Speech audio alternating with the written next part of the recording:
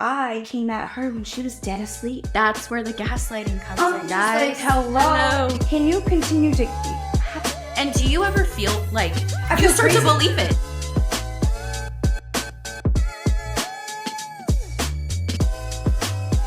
Hi guys, I'm Britt. I'm Jess, and welcome to the Gaslight Me podcast. All right. Alrighty. So, we're going to just jump right in. Okay. When I asked you, what did you think? When I asked you, like, hey, do you want to start a podcast? What'd you think? I understood. I was like, okay, so you basically said, we both have similar upbringings, childhood trauma, adult trauma, just in general. Right. And I was like, okay, yeah, let's do this. I think I was a little skeptical. I don't know if that's the right word, but I was a little hesitant. Yeah. Only because I don't put my life out there. I don't really post anything about my personal life other than like my kids or like happy things. Okay. So as far as everybody's concerned, my life is perfect and everything is just happy-go-lucky all the time. So obviously that's like my biggest fear is like putting myself out there. But our thing that we had talked about was some recent events for both of us. Crazy recent events kind of sparked our desire to want to do the podcast because I think both of us are kind of tired of protecting and just staying quiet about the people or the things that have been done to us. It's almost like we're protecting the people who hurt us. Yeah. Which sounds wild. I don't know why we do that. I don't know why either. But I think, I don't know, a lot of it's like family or close friends. And I don't know, we still feel like a sense of like loyalty to them. Right. Even though we shouldn't. No, because they don't care about our peace, our happiness, our mental health. And here we are just like allowing them to treat us this way. And, I think like this is, for me, and I think for you too, is going to be like a good healing journey. I hope so. I think it's going to be very therapeutic, and it sounds super corny, but I think it's going to be like a good safe place for us.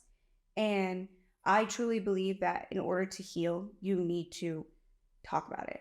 You can't just bottle it up. You can't, because you're just never going to fully be healed because you never just like let it out. And what is also crazy is people can relate, and not everyone's story is the same, but 9 times out of 10, people have someone that's narcissistic in their family, manipulator, a gaslighter, an abuser, whether it be physical, mental, sexual, like people have gone through stuff. Yeah. And I think it's a good thing for like, people just like me and you, we're not influencers. We're no one like, we are special people, but we're not creators or anything like that. So definitely not. We're just a normal person.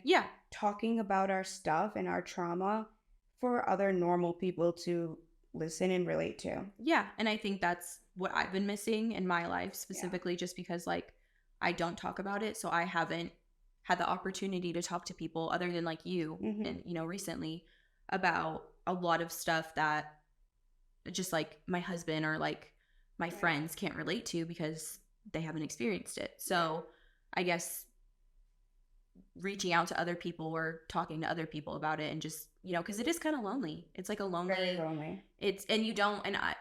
I don't want to be like a victim. I don't want to have like victim mentality and, oh, woe is me. And I don't, but I do want to talk about it. I do want to air it out. I want to move on from it. I want to talk to people who relate to it and get advice from people that have been through it. Right. And I think that's something I've been missing. So yeah, I think so too.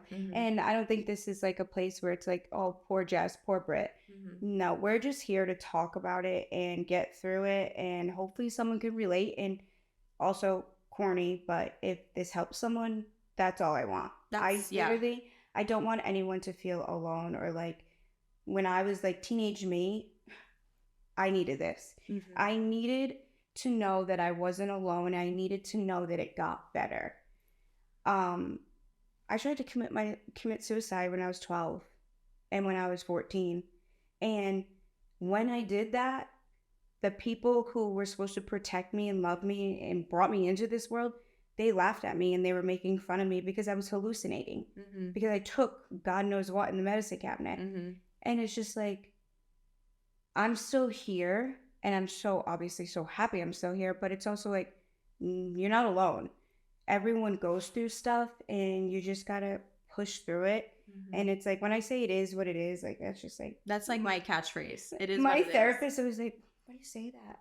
Like, my therapist, when I had one, I don't have one anymore because I didn't get one yet. We need them. Maybe we can be each other. Yeah. This is our therapy. We'll see. Probably not. I don't know if I'm qualified, but no, but it's just like, she's like, why do you say that? I'm like, because it is what it is. What am I gonna do about it? I can't change anything. It's just, I gotta move forward, and I gotta learn how, because I was not perfect, so I gotta learn to just be better. That's something that's we can segue into, you know, accountability. Yes, I feel like I and you are both very self-aware people. I'm pretty self-aware that I'm not perfect. Right. I have issues. I have done and said bad things and put people I love through hell. Right. You know, as I'm sure all of us have at some point.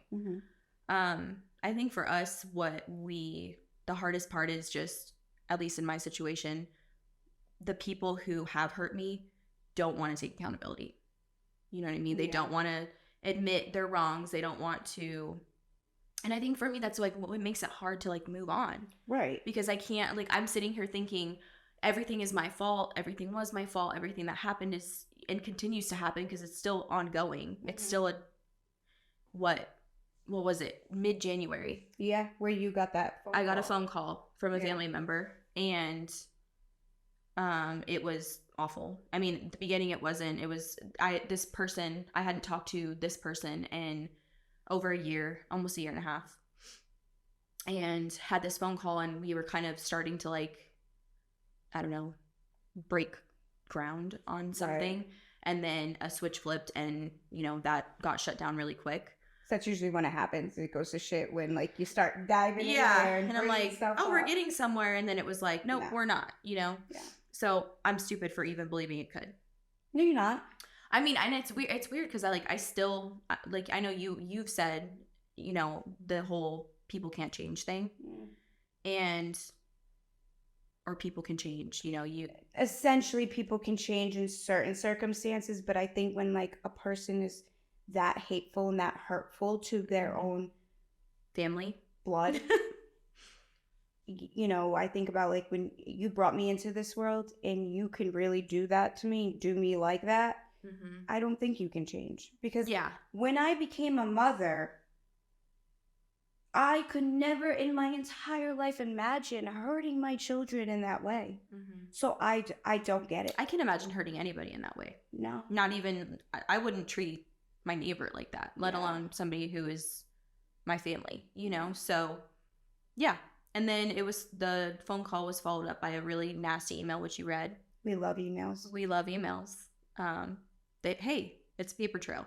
Got a paper trail. Evidence. In the books. I can post receipts. But the email was even worse than the phone call. It was awful. It was an awful email. And this person, it wasn't the person that the phone call was made by, but it was somebody close to the person that made the phone call. They belittled me, told me that I was a bad person, brought up things from my past that I told them in confidence and talked to them about to get advice or help. Because that person's supposed to be your safe place. That person is supposed to, and use it against me. Used it to be like, this is, all these bad things happen because you're a bad person, you know? Ended the email with a fun little sign off, and what was the sign off? I can't use names, but it was like, instead of using the name that you would use for that family member, they signed it off with a very, like, it was almost like a business email, like, sincerely, da-da-da-da-da-da. You know what I mean? And disclosure, we're not using names, not because we don't want to, because if we could, we would. We're just not trying to get sued. So and I think we also, like we talked about before, at least I am, in a sense, trying to still protect these people. Yeah, I think that's when we're, like, on different paths. Yes. I don't care about you're ready. them. Yeah. I'm not trained, but I'm not there yet. No. But I think a lot of people are going to be able to put two and two together. Yeah, and also, like, you don't ever have to be, like, just being the healed version of yourself does not mean you need to name drop, like, call it people out, you know what I mean? I am just at that point where I will, but for legal purposes, I'm not going to. But I just, like, I think I have gotten, like, they have just done so much damage to me, so I'm just like, I don't care. And yours is like a group of people. Oh, it's not like every single family member. Let's just say I only talk to my brother and my cousin Marissa. That's it. You know, families have aunts, uncles, grandfathers, grandmothers, mother, father. Yep. Aunts, uncles. We don't talk to them. We don't talk to them. Other cousins, we don't talk to them because I am always the problem. My whole life, I've been the problem. So I became the problem, the actual problem. Like in high school, I was a problem child. I never went to school.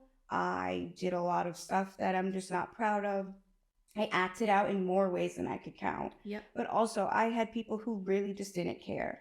Like, they didn't care when I snuck out of the house at 6 p.m. at night. Nobody checked on me. Nobody knew I even left, and I didn't come home until the next morning. So I went to 6 different elementary schools because, not because we're military, but because that either we were evicted or because she got a new boyfriend or she didn't want us, so she dropped us off at another family member's doorstep with a garbage bag full of clothes. There's just so many things that it's just like... And we were talking about feeling like we are the family scapegoat, you know? Yeah. So because of the issues that we had maybe growing up or whatever, whenever, it's easy to point the finger when things go wrong at us. It's easy to be like, well, you were a part of this and we're going to point the finger at you. You know what I mean? It's just easy to blame everything on us. Yeah. And I'm not saying it's not ever our fault because there's definitely been times where it is my fault, you know? Yes. Yeah. But I think there's so many things that have come down on me and you that I'm like, I'm sorry, like, I don't understand. Like, my hands are not dirty. I don't know why. Right. Why I'm being... Well, my thing is like, my cousin Marissa and I, the one I talked to, you know, we kind of talked about this for a long time. We're kind of like the black goat, or like scapegoat, but like black sheep of black the family. Sheep. Black sheep. Why did I get goat and sheep messed up? But yeah. Scapegoat, black sheep. Yeah. Because we don't allow people to essentially shit on us. Like, if you're gonna be mean to me, I'm going to call you out on that behavior, right? And that's why I feel like, that's like my situation is like when whoever would be like mean to me, belittle me, abuse me, treat me like dog crap, I would just be like, no, this isn't okay. Like, this is not right. And I would just like, essentially, F you, I'm good. You're not going to talk to me like that. I'm going to talk to you now this way.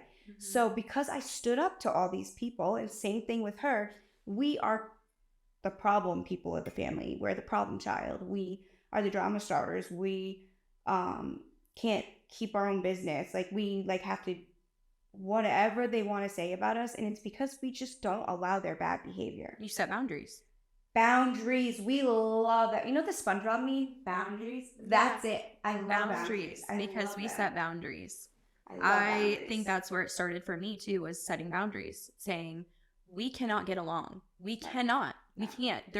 Unless we're getting outside help, which they're not going to do. Never. I wish. I would be more than willing to get like a family therapist to help us walk through all of this bullshit that we've dealt with. That's not going to happen for more than one reason. These people have multiple issues. Alcoholism being probably the number one. Okay, so they are alcoholics. I guess. Yeah. I know one is diagnosed, one isn't. But I mean, I've been around these family members long enough to know that, yeah. And see, I'm having a hard time like even saying that because it's like I'm airing it out, and I'm sure people are going to be able to put two and two together. But at the end of the day, it's already out there. It's out there. It's out there. Your trauma, and you have every right to talk about it, Jess. And that's what I feel like you need to remember, that this is your trauma, and this affected you personally, your soul, your way of thinking, your way of acting. Like, before you speak, all of this affected you.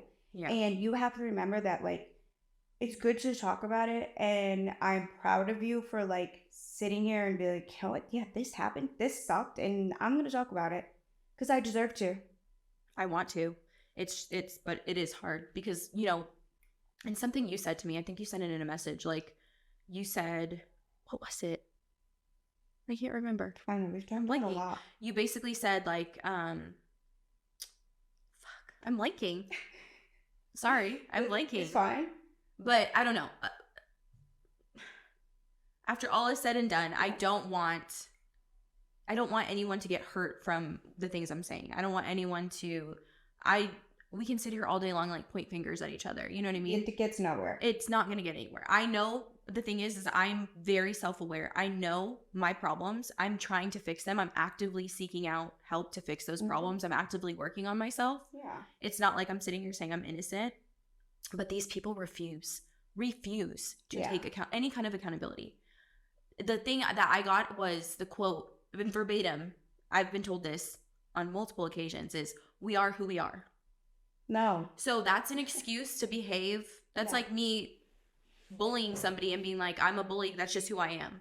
No, I'm sorry. You're not, and I'm not okay with it. No. And the boundaries I'm setting are in place for a reason, to protect myself, to protect my kids. Yeah.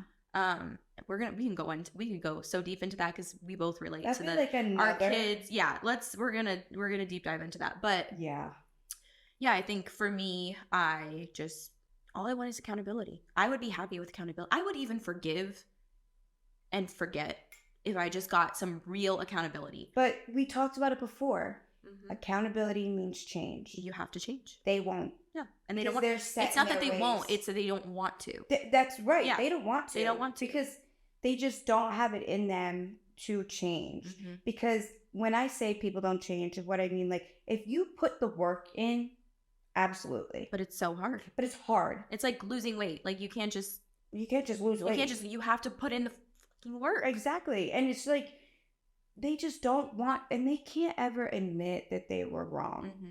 And it's just like, I don't know about you, but like, family, and like my family lie so bad.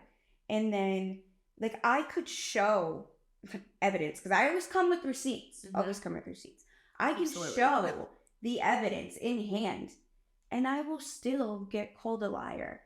I will still get called a troublemaker. And I'm just like, please, be fucking for real. But what is it? So what do you think it is with, like, is there some loyalty that lies with certain people in your family? Honestly, I don't know. I think it could be naive. I think it could be wanting to brush things under the rug and pretend everything's okay. Yeah, because like my family loves to be like the picture perfect. We are perfect. Mm-hmm. And except the one. And the one is very, like, gets in trouble, gets arrested, drug abuse. And you can tell on her face, her parents, that she's done drugs. Mm-hmm. So everyone kind of knows where she stands and who she is. But I will say that I would take her any day of the week rather than somebody who looks the part and is so mentally and physically abusive and a liar, pathological liar. I have this one family member who I didn't talk to for... Is this who we talked about?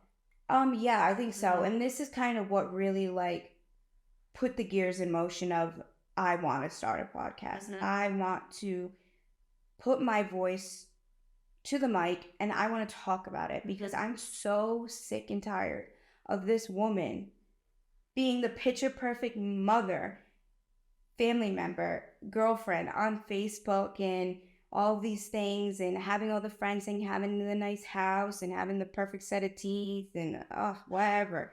And she's the most physically and mentally abusive person I've ever met in my entire life. She is the biggest narcissistic person. She's a gaslighter. She's a manipulator. Oh my goodness. It is wild. Like, when she goes, her brain needs to be studied because she has, I don't ever like to say someone has issues because I suffer from mental illness and it's I like don't the pot calling kettle black. Yeah. Right. But homegirl has issues. And I'm just like, when I was in so my husband was gone for a whole year before we came to Germany. Right.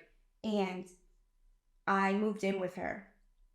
And everyone told me, Britt, no, Don't let her in. You're gonna regret this, Britt. Be careful. And You're being thrown to the...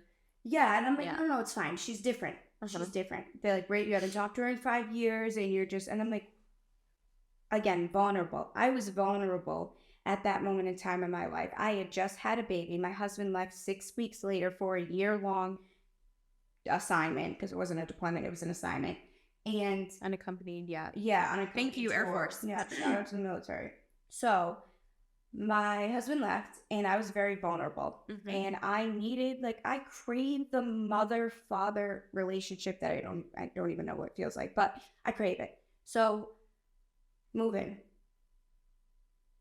A lot of stuff goes down, but towards the end, the night I packed my stuff and left at 1 o'clock in the morning with my kids, she belittled me to no end. Like, I'm saying, I got called fat.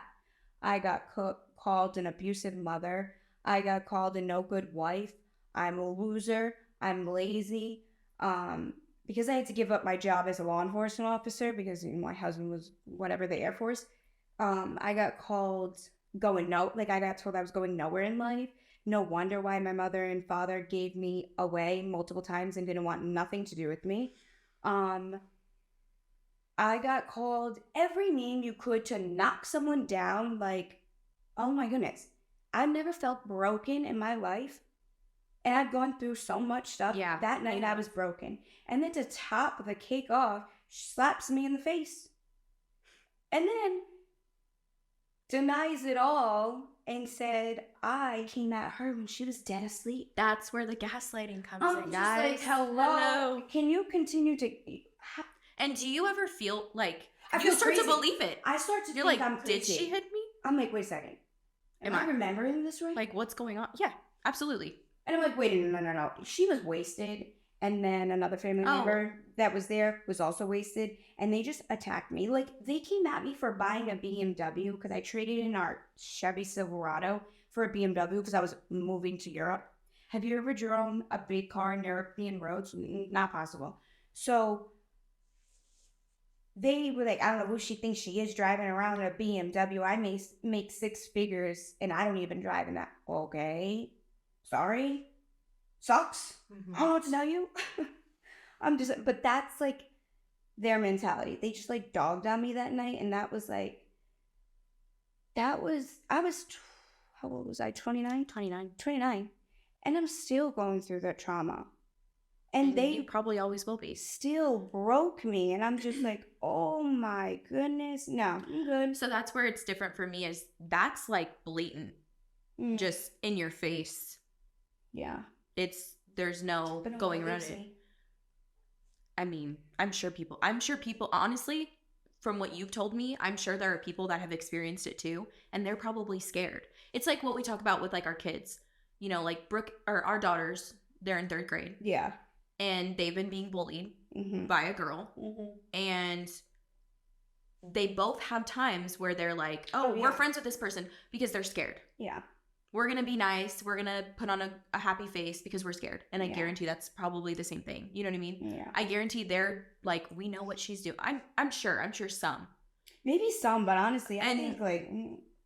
And maybe she's just a really good liar. She is. And you know the thing is about her too, is so she had a really good paying job. Not that money is and she everything. Looks like, she you showed me her Facebook, and she looks like, wow, this woman looks so nice. Her kids are nice. She helps everyone. You want to throw a wedding in her backyard because she has the property for it? Throw a wedding. She'll cater it all. She'll help you. She'll cook. She'll decorate. She'll do all these great things. That's where I'm like, the narcissistic behavior and the gaslighting and manipulation. It's so bad. I always say I would much rather get punched in the face than mentally abused. Yeah. Because I'm not kidding. Like, my brother obviously is not here, but he can even attest that night when he came, because like he's my only person. And I called him when that happened, and him and his girlfriend Paige, love her, came running to my rescue, and they've never seen me like that. I am anyone that knows me can tell you I'm very strong. I'm a very strong person, but that night I was broken. And I also I appreciate all my people telling me that I'm a strong person and like I came out better because of the cards I was handled, but also why did I have to be strong? That is something I love that you said that, because it's like, what else was I gonna do? Why did I have What to else be were you? strong? But what else were you gonna do? Yeah. You have 3 kids. You have to power you through have to it. power through. You what are you gonna do? Yeah. And what is being strong? Like, yes, and why do I have to? Exactly. You know what I mean? It's like, I was like, my first memory probably goes back to like I was like 5. Why did I have to be strong at 5? Like, I don't get me wrong. I think that that can be like, that's something nice to say to someone, like, you're strong. I get it, right? They're not coming from a bad place and no shame or whatever to them. But I'm sick and tired of having to be strong. Yeah. And I think that that's why I'm like excited to do this. Yep. Because I can be vulnerable. Yep. In a safe place. With where no one, yeah, and where none of these people are around us to say, don't do that. And that's what I would. The people saying, the thing I blanked on earlier that I said to you, that you said, okay, was, I'm gonna blank again. I swear. No, it's don't do that. Why I'm not. I got it. It's with growing up, or just being in our family situations. Keep it private, keep it private, keep it private. Don't air your dirty laundry. That has been drilled into me my entire life. Yes, I love this term. What happens in our house stays in our house. I actually really hate it, but I agree. It's been drilled in our heads for so long. You're not supposed to tell anyone what goes on in closed doors, four walls. It's our business. And I'm like, why, Brenda? You don't want no one to know how crazy you are? Also, I can say crazy because I have mental health issues. And also, there's no one in my family named Brenda, so I can't get I was like, wait, are we talking about? No. There's no one named Brenda. That's just like the first name I thought of. But yeah, I agree. I think that's the podcast. Like, we are not in our 4 walls anymore, and we're not. I mean, I am afraid. I'm not gonna lie. I'm afraid to talk about it a lot. Yeah. And even after the first episode airs, I'm sure I'm going to get like a freaking earful from multiple family members or multiple people. But that's their own guilt. At the end of the day, and honestly, I think there's a lot of family members that are going to be like, we know exactly who you're talking about. And I don't want to say validate me, but like, proud of you? Yeah. They should be. And you should be proud of yourself. Yeah, because it's not easy. No. And I mean, I can't say that I'm there yet. Like, I'm not proud of myself. I do think there's a part of me that, because it's been drilled into us, like what happens in the family stays in the family. Yeah. I almost am like disappointing myself in a way, and also being vulnerable with people that I don't know, right? Or even people that are close to me that don't know, because a lot of the people close to me don't even know the extent of, like my best friend, my 2 best friends, Tori and Julia, shout out. They don't even know everything, Yeah. Like, they know pieces and parts. And like Tori, I've known her since I was 13. We grew up together. She's seen it. Yeah. But yeah. So it's gonna be interesting. It's gonna be a fun ride. I'm excited. For this ride, I'm excited. It's gonna be a great journey. I think it's gonna be good for both of us. And we're not gonna just talk all negative either. No, we're gonna talk about the good things too. Yeah. So we're moms. We're wives. Yep. We live in depend upon her. No, we are not depend upon Mrs. It's fine. We have our moments. We do have our moments, but like, yeah. And we're also just 28 and 30-year-old women. Why do we have to say that? Why did we have to put my age out there? You did it earlier. Did I? Yeah, you did. Oh, we gotta edit that out. I think it's gonna be a good journey. It is. And I'm excited for us. And to all out, you don't have any more wine. I don't. We got too deep, so we did. No, we'll still cheers. Okay. But so to our fellow gaslighters, or would you say gaslighties? We're learning, because I don't want gaslighters to watch our podcast. No, we want our gaslighties to watch our podcast. Yeah. So we're learning. We're growing. This is gonna be raw, authentic. Hopefully. What did you say? Organic. We want it to be organic. Like, our mess ups are gonna be in there. Yeah. Bear with us. I'm still being a little politically correct right now, but I'll get there. She'll get there. We'll get there together. Give me like another glass of wine and I'll get there. All right. Cheers.